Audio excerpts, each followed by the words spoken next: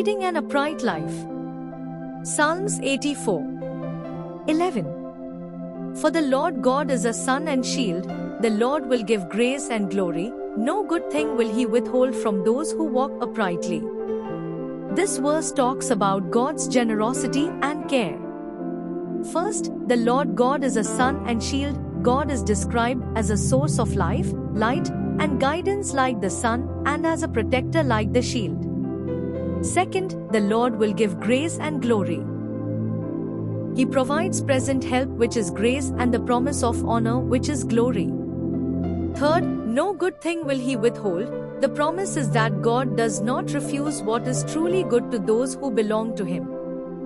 Fourth, from those who walk uprightly, this refers to people who seek to live with integrity, faithfulness, and obedience to God.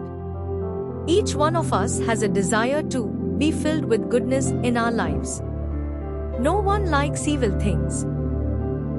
Only our Lord God can give us the good things that we desire for in our lives. But to whom will he give this great blessing? He will give it only to those who walk righteously in his sight. Jehoshaphat was a Jewish king who sought the Lord faithfully and walked in the sight of the Lord.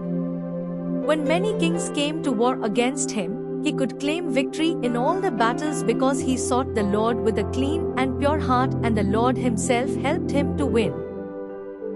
The Lord also gave him many good things in his life. An upright person will walk in godly fear and avoid all crooked paths. When you lead a life pleasing in God's sight, you will also receive the good things that God has in store for you. Even if you have to go through hardships, continue to follow God's statutes faithfully, and he will grant you victory. He will lift you from your hard-pressed situation and will meet your needs. Psalms 84:11 is a source of encouragement to trust that God's character is generous and that his decisions are guided by perfect wisdom, even when circumstances are difficult.